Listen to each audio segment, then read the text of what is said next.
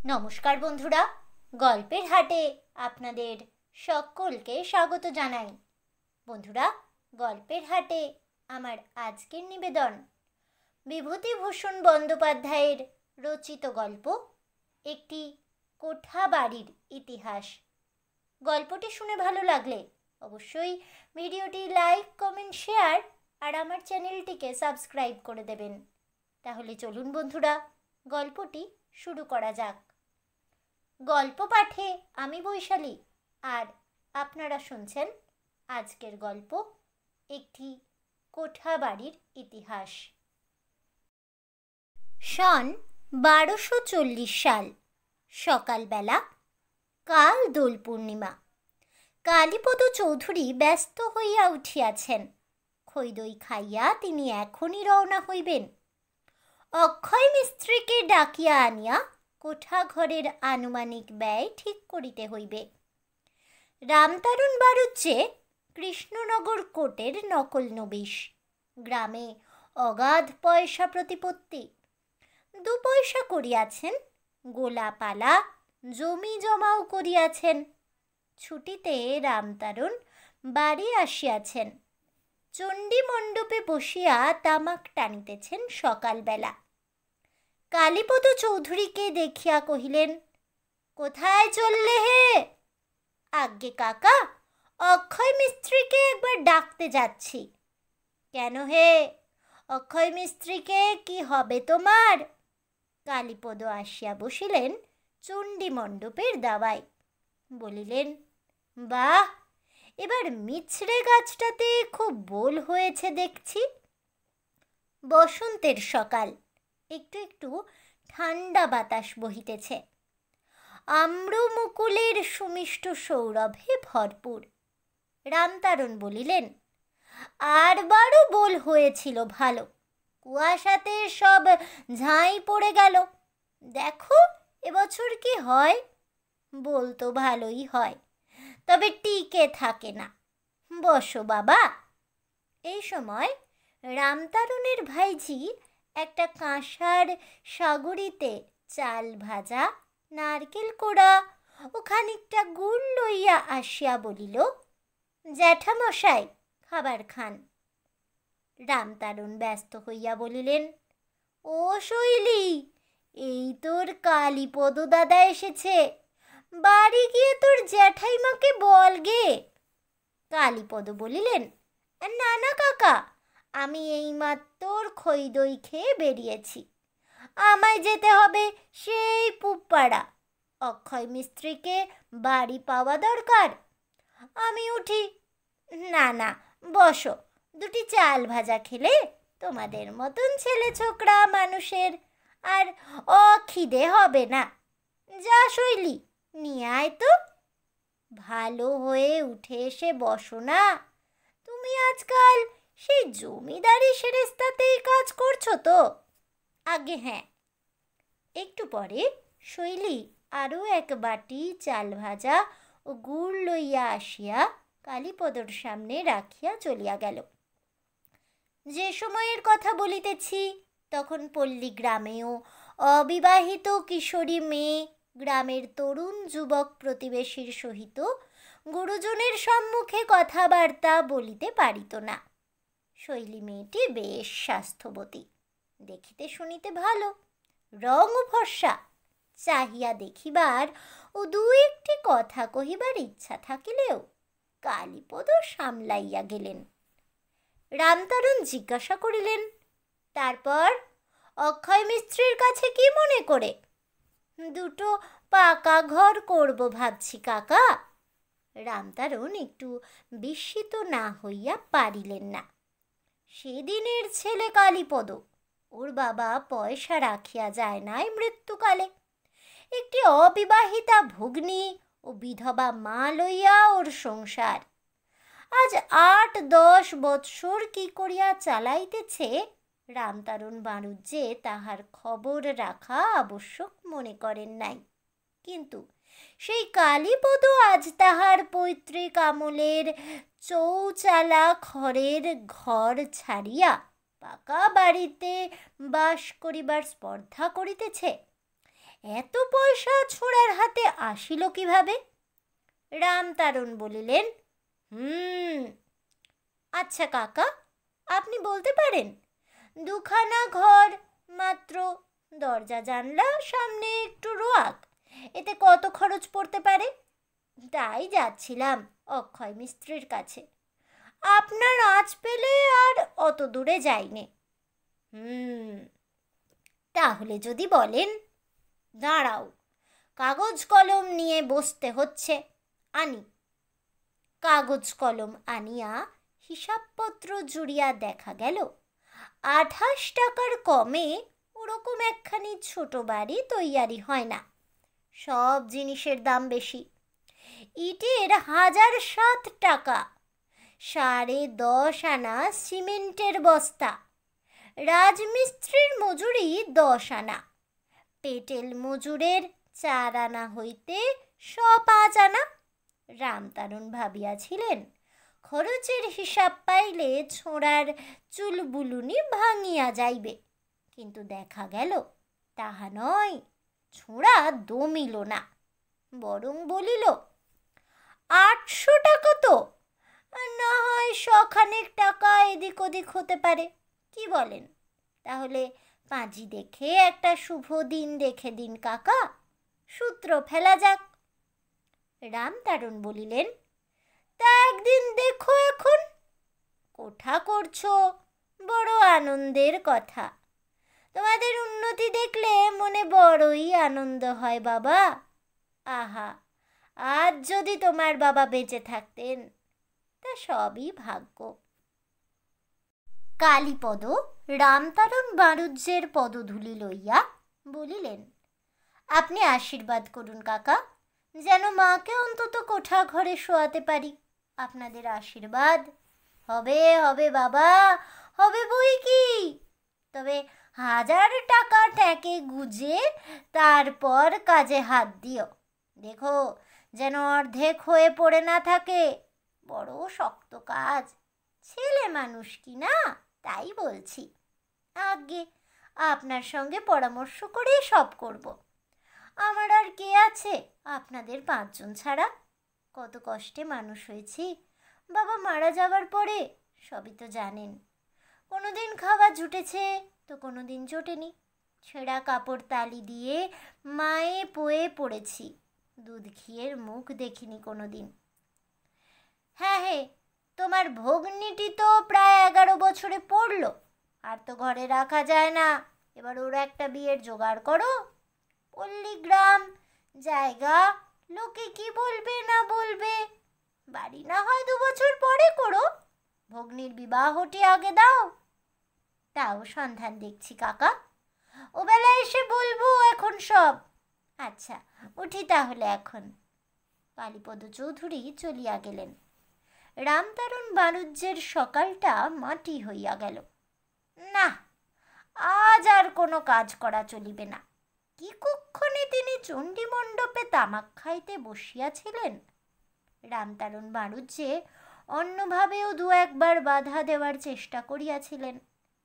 একবার মিস্ত্রিদের কাজ করা বন্ধ করিবার চেষ্টা করিয়াছিলেন, আরও একবার অন্য কি একটা করিয়াছিলেন, কিন্তু কালীপদ চৌধুরীর কোঠা বাড়ি তাহাতে বন্ধ থাকে নাই। অবশেষে যেদিন সুন্দর 2 কুঠুরি পাকা ঘর নির্মাণ শেষ করিয়া কালীপদ চৌধুরী গৃহপ্রবেশ উপলক্ষে গ্রামের ব্রাহ্মণদের নিমন্ত্রণ করিলেন, বাস্তুপূজা ও সত্যনারায়ণের সিন্নির আয়োজন করিলেন, রামতারণ সেদিন তাহার কর্মস্থল গোয়ারিতে। বংশের প্রথম কোঠা বাড়ি। কালীপদ চৌধুরীর মা সেই রাত্রিতে এ ঘরে প্রথম শুইলেন। জ্যোৎস্না রাত্রি, বর্ষাকাল। মনে পড়িল এই বর্ষার দিনে ঘরের ঘরে জল পড়িত মটকা দিয়া। গরিব স্বামী কখনো সে দুঃখ ঘুচাইতে পারেন নাই। আজ উপযুক্ত ছেলে সে খড়ের চালার জায়গায় পাকা ঘর তুলিল। আজ যদি তিনি বাঁচিয়া থাকিতেন। জগদম্বা দেবী সে রাত্রে আদৌ ঘুমাইতে পারিলেন না। দোর জানালায় নতুন রং মাখানো হইয়াছে। তাহার গন্ধটা বড় উৎকট। একবার সে গন্ধটা মনে পরম আনন্দ বহন করিয়া আনে।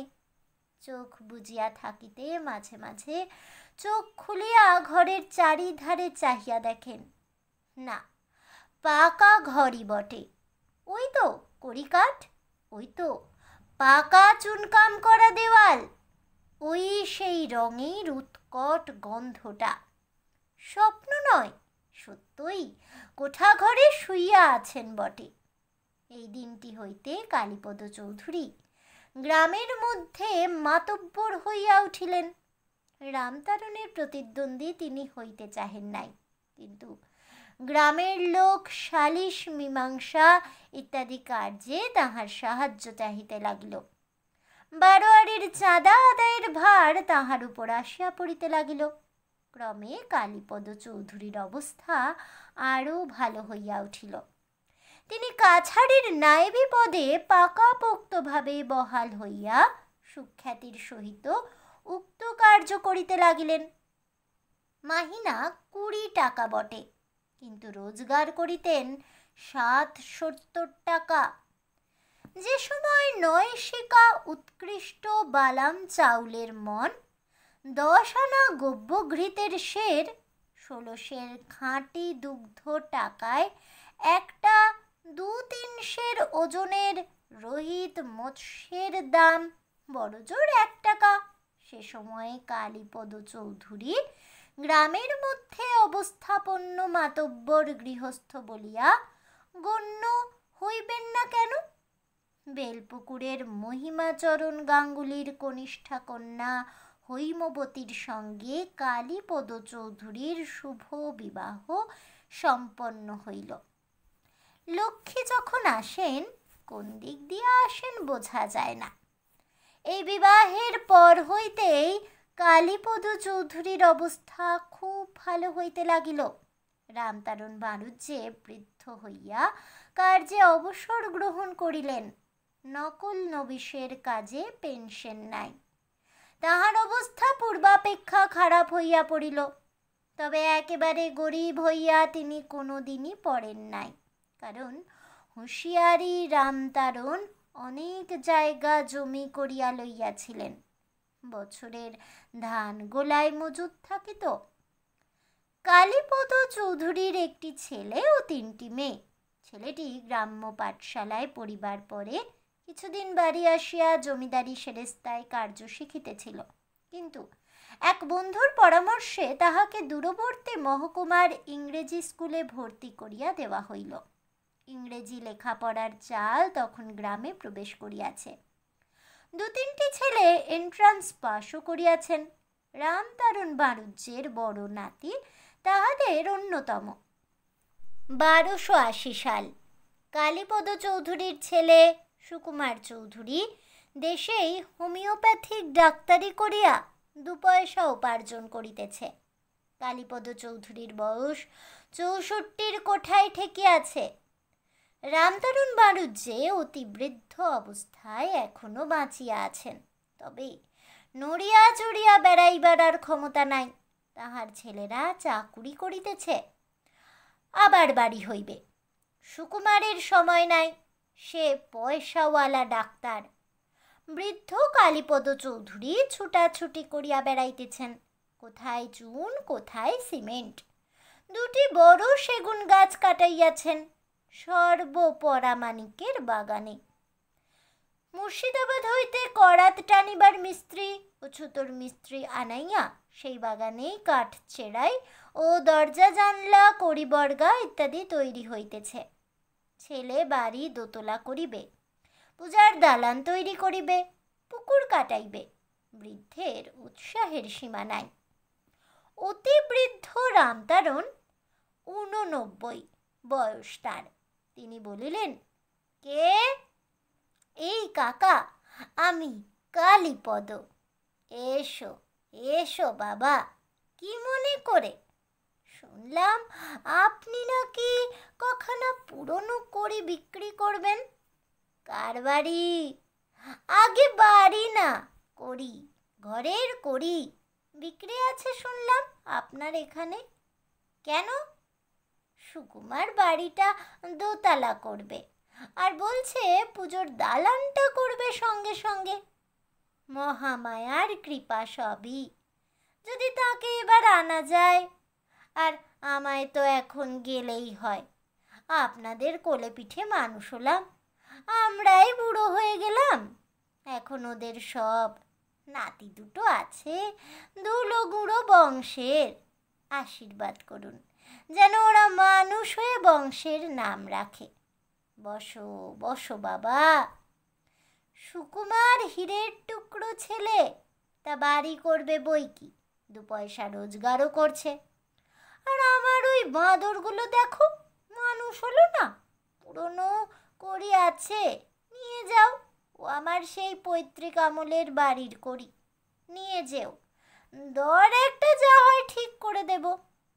কালীপদ বিদায় লইলে রামতারণ বাড়ুজ্যে দীর্ঘ নিঃশ্বাস ফেলিলেন।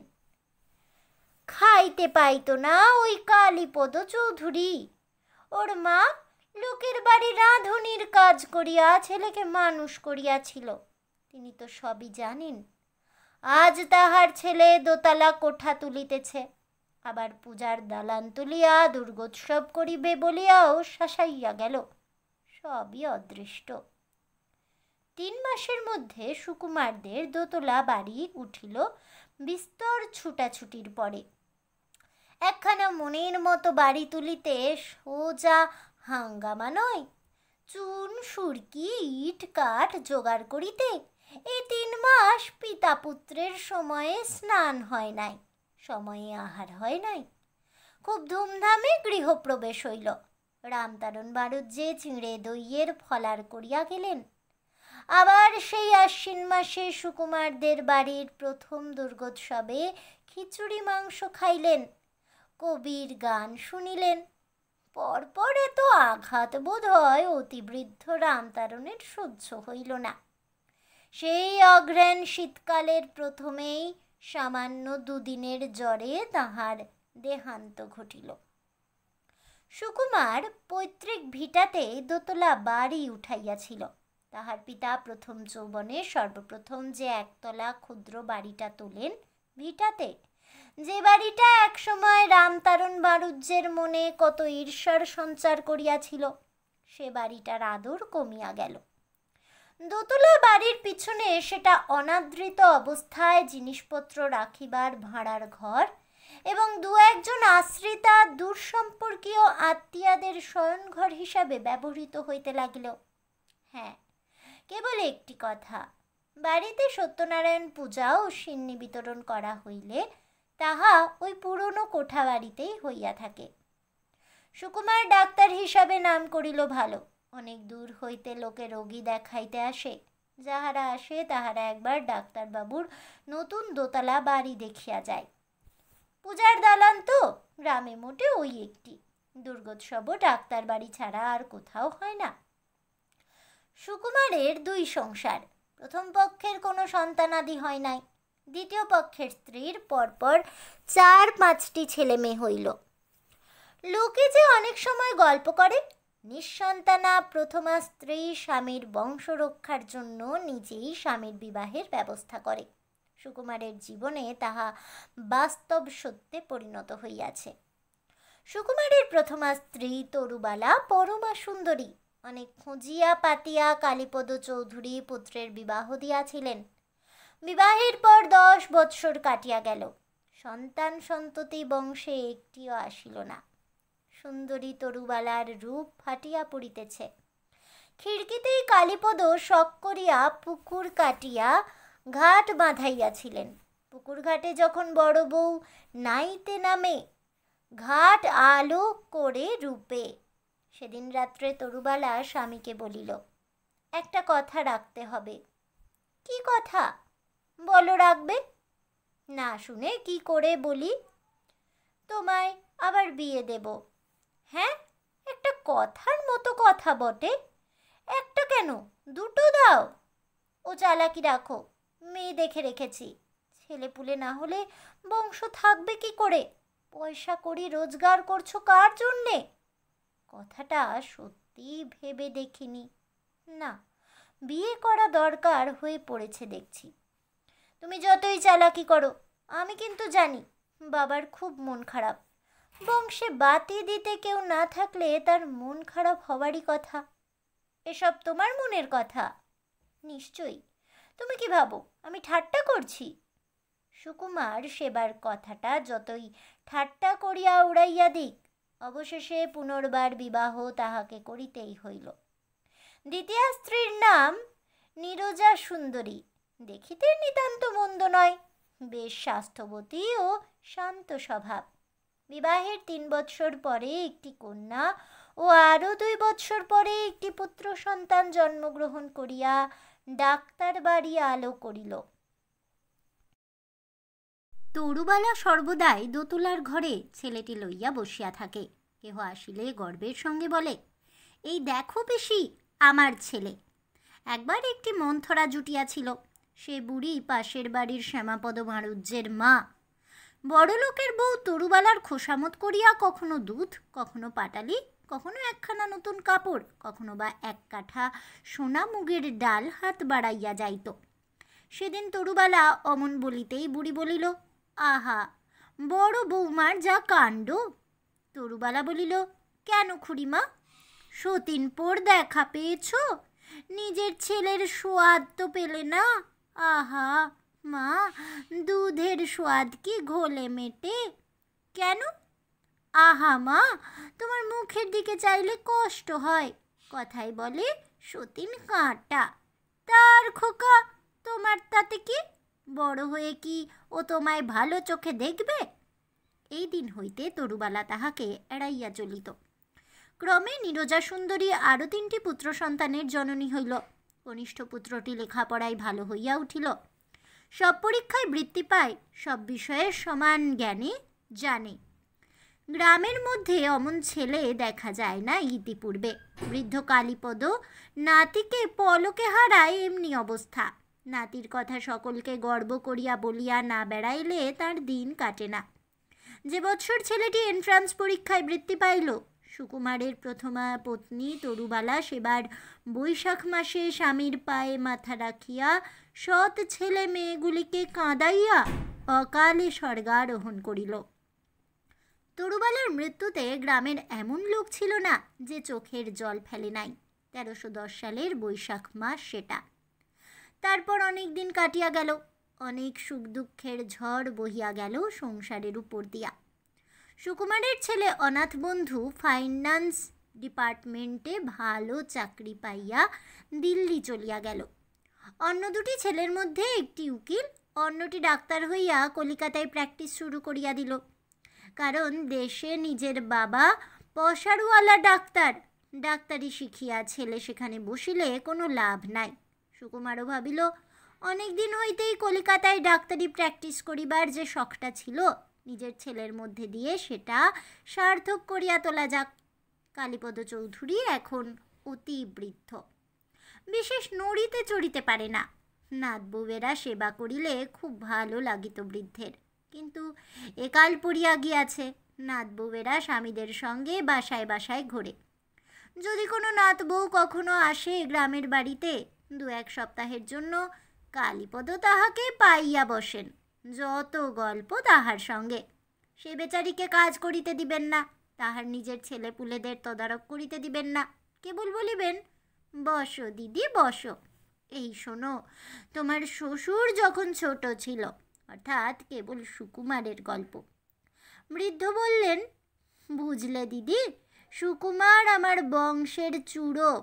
তারপর বলেন, আগে এই ভিটাতে কীরকম খড়ের ঘর ছিল, তিনি হাতে সামান্য কিছু জমাইয়া পুরানো কোঠা ঘরটি করেন।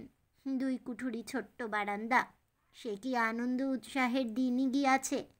চিরদিনের খড়ের ঘর ঘুচাইয়া প্রথম পাকা বাড়ি করার আনন্দ, গ্রামের লোকের চোখে প্রথম বড় হওয়া, অনেক লোকের প্রশংসা, অনেক লোকের ঈর্ষা অর্জন করা। জীবনে একটা কিছু করা হইল এই প্রথম, বংশের প্রথম কোঠা বাড়ি। তোমার দিদি শাশুড়ি, বুঝলে, আর যদি বেঁচে থাকতো। নাতবউ ঠাট্টা করিয়া বলে, কোন পক্ষের কথা বলছেন দাদু? আপনাদের সময়ে তো নাকি? ও সে আবার কি? ও হ্যাঁ, তা এক পক্ষই ছিল, এখন এই আর এক পক্ষ হয়েছে, এমন টুকটুকে বলিয়া নাতবউয়ের গাল টিপিয়া দেন। নাতবউ বলে, ও দাদু, এবার চলুন, আপনাকে বাসায় নিয়ে যাব। না দিদি, সে বয়স আর কি আছে, এখন গাড়িতে উঠতে নামতে ভয় হয়। তারপর অনেক বছর কাটিয়া গেল। 1340 সাল। স্বর্গত কালীপদ চৌধুরীর পৌত্র অনাথ বন্ধু এখন ফাইন্যান্স ডিপার্টমেন্টে বড় চাকুরে। পেনশন লইবার সময় এখনো হয় নাই, তবে খুব বেশি দেরিও নাই। বড় ছেলেটি ডেপুটি ম্যাজিস্ট্রেট, অন্য দুটি ছেলে এখনো ছাত্র। অনাথ বন্ধুর পিতা সুকুমার এখন বৃদ্ধ।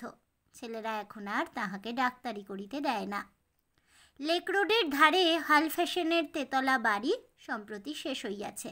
দুই ছেলের নামে পাশেই কয়েক কাঠা জমি আগেই অনাথ বন্ধু কিনিয়া রাখিয়াছিলেন, আজ বছর 10 আগে এক দালাল বন্ধুর সাহায্যে। গৃহপ্রবেশের দিন অনেক বড় বড় চাকুরে, এমনকি কয়েকজন সাহেব শুভ নিমন্ত্রিত হইয়া আসিলেন। খাওয়া দাওয়ার ব্যবস্থা ভালোই হইল। অনাথ বন্ধুর প্রতিজ্ঞা ছিল কলিকাতায় বাড়ি না করিয়া বড় ছেলের বিবাহ দিবেন না, নতুবা বিশ্ববিদ্যালয়ের কৃতি ছাত্র ও ডেপুটি ম্যাজিস্ট্রেট পুত্রের বিবাহের সম্বন্ধ কত বড় ঘর হইতে আসিতেছিল। এইবার বাদুর বাগানের বিখ্যাত গাঙ্গুলি পরিবারের মেয়ের সহিত শুভ দিনে পুত্রের বিবাহ দিয়া অনাথ বন্ধু হাঁপ ছাড়িয়া বাঁচিলেন। বৃদ্ধ সুকুমার ডাক্তার এই উপলক্ষে দেশের বাড়ি হইতে সেই যে কলিকাতার বাড়িতে আসিয়াছিলেন, আর ফিরিয়া যান নাই। ছেলেরা যাইতে দেয় নাই। নববিবাহিত পৌত্র অরুণ বলিল, কেমন বাড়ি হয়েছে দাদু? বৃদ্ধ সুকুমার বলিলেন, বেশ হয়েছে, চমৎকার। আর তুমি কিন্তু দেশে ফিরো না, সেখানে মশা ম্যালেরিয়া। তা বটে, তবে তবেটা আবার কি শুনি দাদু? চলো আমার সঙ্গে, আমার সেখানে শীতলক্ষা নদীর ধারে চমৎকার কোয়ার্টার্স। বেশ বেশ। হ্যাঁ দাদু, হাকিমি করে এসে সন্ধেবেলা এতদিন কি করতিস? আজ না হয় নাত বউ হলো। কেন? পাশেই টেনিস কোর্ট, জেলখানার পাশেই। ডাক্তারি, সরকার, Khurshed Ali second officer, circle officer Dutta, jute officer Abdul Sobhan, সবাই টেনিস খেলি। তোমার নাত বউয়ের অভাব অনুভূত হয়নি একদিনও। চলো দাদু আমার সঙ্গে।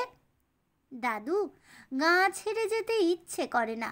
ওই গাঁয়ে বাবা যেদিন খড়ের বাড়ি ঘুচিয়ে প্রথম দুটি মাত্র পাকা কুঠুরি তুললেন, সেদিনের আনন্দ ওই ভিটের মাটির বুকে লেগে আছে। বংশের প্রথম কোঠা ঘর, কত কষ্টের কত আনন্দের জিনিস। ওই ভিটেতে আমার প্রথমা স্ত্রী, তোমার বড় ঠাকুরমা। এই সময়ে অরুণের ভাই তরুণ আসিয়া ডাকিল, দাদা ওপরে যাও, টেলিফোনে কে ডাকছে। 1350 সাল। স্বর্গত সুকুমার চৌধুরীর গ্রামের ভিটা বন জঙ্গলে ঢাকিয়া গিয়াছে। দোতলা কোঠার দেওয়ালে বড় বড় ডুমুর ও অশ্বত্থ বৃক্ষ। লোকে বলে, ডাক্তারের ভিটায় দিন মানে বাঘ লুকাইয়া থাকিতে পারে। গত 8 বৎসর এ ভিটায় পুত্র নাতিরা কেহই আসে নাই। জানালা দরজার অনেকগুলি লোকে খুলিয়া লইয়া গিয়াছে। স্বর্গত কালীপদ চৌধুরীর তৈরি প্রথম আমলের সেই একতলা বাড়ির ছাদ কয়েক বৎসর বর্ষার জল খাইয়া ধসিয়া পড়িয়া গিয়াছে। জীর্ণ দেওয়াল দাঁড়াইয়া আছে মাত্র। সাপের ভয়ে আজকাল ডাক্তারের ভিটার ত্রিসীমানা কেহ মারায় না। তাহলে বন্ধুরা, আমার আজকের এই গল্পটি শুনে কেমন লাগলো অবশ্যই আমাকে কমেন্টে জানাবেন। ভিডিওটি ভালো লেগে থাকলে লাইক শেয়ার করতে ভুলবেন না। আমার চ্যানেলের নতুন বন্ধু হয়ে থাকলে চ্যানেলটিকে সাবস্ক্রাইব করে দেবেন। পাশে থাকা বেল বাটনটি প্রেস করে রাখবেন নতুন ভিডিওর নোটিফিকেশন পাওয়ার জন্য। ফিরে আসছি পরবর্তী গল্প নিয়ে। ততক্ষণ সবাই ভালো থাকুন, সুস্থ থাকুন, আর অবশ্যই সঙ্গে থাকুন আর দেখতে থাকুন গল্পের হাট।